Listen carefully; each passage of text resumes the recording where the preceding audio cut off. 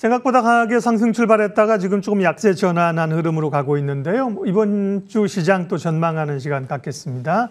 유진투자증권 서울 WM센터 김영재 영업이사 오셨습니다. 이사님 어서 오십시오. 네, 안녕하십니까. 7월장 아쉬움이 좀 있는데요. 8월 흐름들을 어떻게 보시는지, 그다음에 수급이 해결이 좀 돼야 되는데 여전히 좀 외국인들 매도가 강하네요. 네, 그렇습니다. 8월 시장 예상은 그렇게 썩 좋지는 않을 거라고 보고 있는데 예.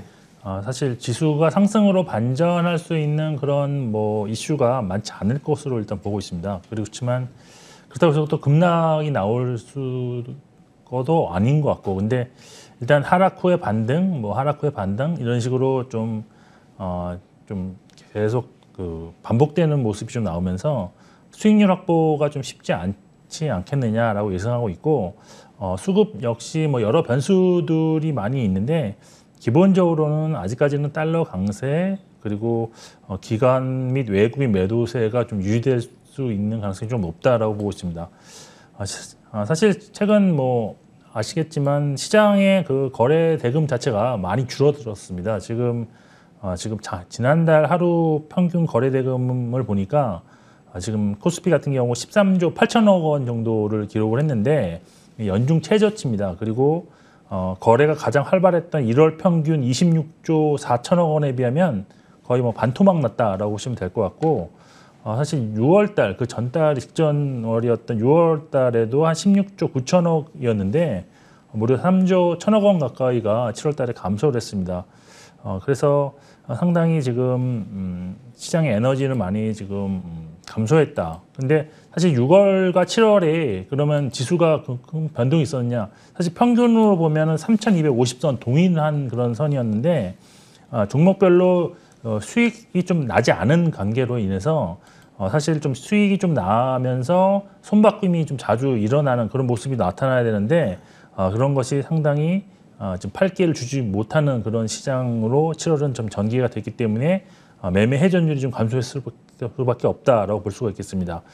일단 수익을 매우 내기 어려운 7월장이었고 8월도 거의 비슷한 흐름으로 가지 않을까라고 좀 보고 있는데, 특히 7월 달 시장에서 7월 하순에 상당히 대두되었던 문제들이 중국 정부의 규제 강화로 인해서 증시가 좀 불안했는데, 여기에 지금 위안화가 약세로 전환되면서 외국인 매도세가 좀 중국 증시에서 많이 나타났습니다.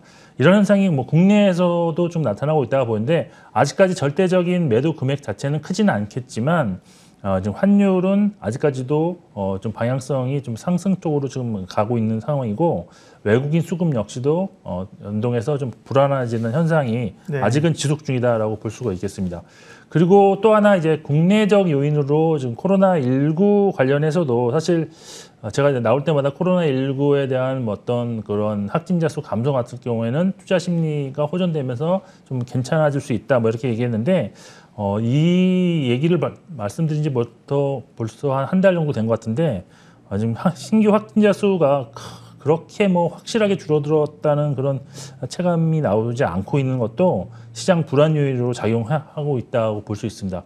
사실 이것이 환율이라든지 외국인 수급에 부정적인 영향을 줬다라고도 보고 있는데, 사실 이런 거 중요한 것은 뭐냐면 지금은 사실 코로나19 이런 사태에 대해서 어떤 실적이라든지 이런 거에 반영이 되고 있지는 않다고 저는 개인적으로 보고 있는데, 만약 이것이 장기화될 경우에는 하반기 아니면 내년까지도 경기에 대한 그런 전망치에 분명히 좀 반영될 가능성이 있어서 좀 부정적 영향을 줄 수밖에 없을 것 같습니다. 알겠습니다. 예. 네네.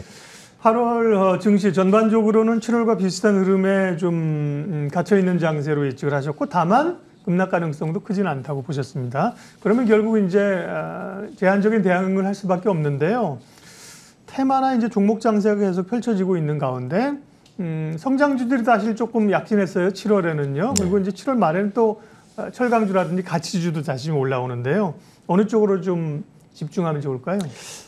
사실 말씀하신 것처럼 연중으로 보면은 진짜 초기에는 성장주, 그 이후에는 가치주 아니면 경기 민감주였는데, 요게 5월 말까지만 강세였고 그 이후에는 전반적인 소강 상태로 이어졌습니다. 그리고 나서 최근에 7월에 그동안 조정을 심하게 받았던 성장주에서 2차 전지 소재주 그리고 5G 장비주들이 뭐 소폭 상승을 했다라고 볼 수 있는데 사실 현재 그 시장에 그 먹을 것이 많지 않은 상황에서 주도주가 성장주다 아니면 가치주다 이렇게 이분법적으로 흘러가지는 않을 것으로 일단 보여지는데 사실 시장 흐름 자체가 지금 아까도 말씀드렸지만 상당히 지금 지지부진한 수익을 내는 그런 장이기 때문에 단기 이슈별로 접근하는 맞춤형 전략이 좀 필요하지 않나라고 판단하고 있습니다. 따라서 그때그때마다 좀 전략이 자주 좀 수정돼야 하는데 최근 트렌드는 일단 추세가 좀 양호하고 시세가 나는 종목이 더 오르는 경향이 있다라고 말씀드릴 수 있겠습니다. 그래서 이런 종목들을 좀 눈여겨보시면서 이격이 좀 벌어진 종목이 하루 이틀 신 구간에 진입했을 때 매수해서 다시 전고점이 갔을 때 매도하는 전략이 잘 먹히는데 사실 이러한 현상이 나타나는 원인에는 지금 실적이라든지 지표가 상당히 지금 좋습니다. 그렇지만 이번 2분기 실적을 고점으로 하반기에는 둔화될 것이라는 우려감이 지금 지배하고 있기 때문에 아무리 실적이 잘 나왔다 하더라도 수익률을 되게 짧게 갖고 가시는 것이 네. 수익률 확보에 좀 유리하다라고 할 수가 있겠습니다. 그리고 지금 확실하게 4분기까지 이제 실적이 개선될 수 있는 업종이라든지 단기적으로 외국인이 수급적으로 집중적으로 매수하고 있는 그런 종목이라든지 업종에 대해서는 단기적 조건이 좀 필요하다고 보고 있는데 예를 들어서 수급 실적 전망 양호한 것은 최근 들어서는 철강 업종이 좀 그렇게 보이고요. 네. 또 하반기 가격 인상 기대감이 있는 음식료 업종 역시도 단기적으로 관심 가져볼 만하다라고 보고 있습니다. 예, 따라서 이런 식으로 좀 그때그때 좀 시장에 맞는 수정 전략이 필요한 시기다라고 말씀드릴 수 있겠습니다. 기업 이슈 몇 가지 얘기할게요. 카카오뱅크 금요일 날 상장인데요. 카뱅이 상장 이후에 혹은 이제 뭐 상장하면서의 분위기들 시장에서는 뭐 따상 갈 거냐 이런 거 궁금해 하는데요. 카카오뱅크는 어떻게 보세요? 네, 뭐 따상 갈 수도 있고 안 갈 수도 있는데 네. 사실 그 상장 초기 주가는 그 당시 시장 분위기 그리고 유통 그렇죠. 가능 물량이 예. 얼마나 많이 나오는 수 있냐라는 것에 영향을 받을 수 있습니다. 근데 이런 관점에서 사실 시장 에너지는 아까도 말씀드린 것처럼 그렇게 적극적인 매수 분위기는 아니다라고 말씀드릴 수 있어서 과거 그 IPO 초기 그 상장보다는 분위기는 그렇게 좋지 않다라고 말씀드릴 수 있고 그다음에 유통 가능 주수가 이제 기관청 확약 물량을 제외하면 한 1억 700만 주 정도 수준인데요. 이게 전체 유통 주식수의 22.55%입니다. 근데 과거에 시가총액이 컸던 그런 IPO 종목들이 이보다는 조금 낮은 정도의 유통 물량에서 따상이 가능했었는데 그래서 이번 보면 이런 두 가지 요소를 보면 따상은 가더라도 금방 풀릴 가능성이 매우 높다라고 저는 보고 있고 만일 따상을 간다 그러면 시가총액이 41조가 넘게 됩니다. 근데 지금 이제 공모 가격으로만 보면 18조 원 좀 네. 그 정도인데 만약 41조 간다 그러면 매수하는 측에서 상당히 부담을 느낄 수밖에 없는 시가총액 수준이기 때문에 따상보다는 좀 따상이 안 갈 가능성이 좀 염두에 두시고 매매 전략을 세우실 필요가 있고 만일 카카오뱅크를 장기적으로 투자하실 분이라면 공모주 투자가 아니라 상장 초기 주가 변동성이 좀 확대될 가능성이 있습니다. 그래서 이런 것이 좀 지나고 난 뒤에 상장 후 한 1개월 정도 관망 후에 진입하는 것이 바람직하지 않겠느냐라고 개인적으로 판단하고 있습니다. 바이오 가운데 또 셀트리온이 좀 주목받고 있습니다. 사실 셀트리온 시장을 주도하는 건 아닌데요. 네네. 근데 이제 지주사 합병이라든지 3사 합병에 대한 기대감 이런 얘기들이 좀 나오고 있는데요. 그리 강하지는 않습니다. 셀트리온 그룹 평가 좀 해주세요. 네, 셀트리온은 사실 뭐 최근 들어서 그 비상장 지주사 지주사로 이제 3개 비상장 회사가 합병을 한다는 기사 때문에 잠깐 주목을 받았다라고 볼 수 있는데 이로써 이게 중요한 것은 지난해 셀트리온 이 지주사를 설립을 하면서 요 3개 상장사가 합병하는 거를 이유로 지금 상장사 3개사도 합병하는 그런 로드맵이 있다라고 밝혔기 때문입니다. 근데 합병 후에 이제 셀트리온 홀딩스가 이제 이제 주체가 돼서 합병을 하게 되는데 합병 후에 셀트리온 홀딩스가 이제 셀트리온 지분을 25.14% 그리고 셀트리온 헬스케어를 25.69%를 보유하게 됩니다. 근데 이 셀트리온 홀딩스 지분율이 서정진 회장이 이제 96.59%를 갖고 있기 때문에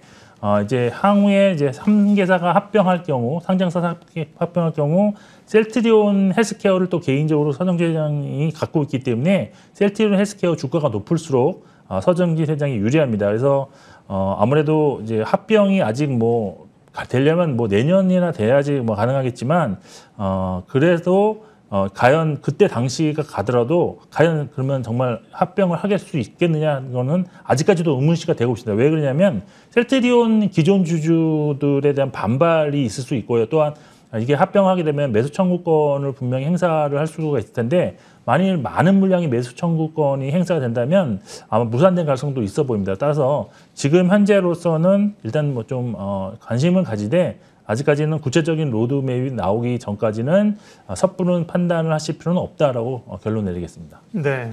바이오는 사실 뭐 셀트리온보다도 훨씬 더 탄력적으로 변동성은 있습니다만 탄력적으로 대응할 기업들이 더 많으니까요.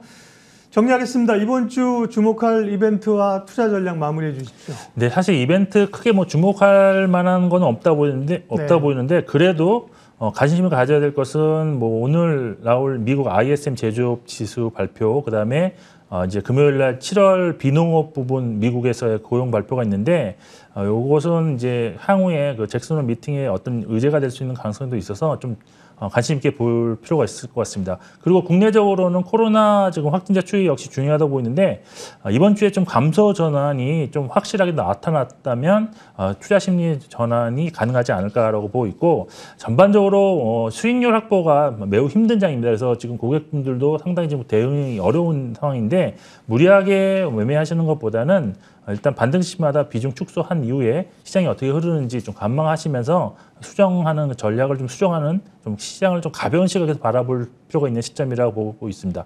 관심 업종은 아까 서두에 말씀드린 것처럼 가격 인상에 따른 수혜가 기대되는 음식료, 그다음에 철강 업종 관심 있게 보고 있습니다. 네.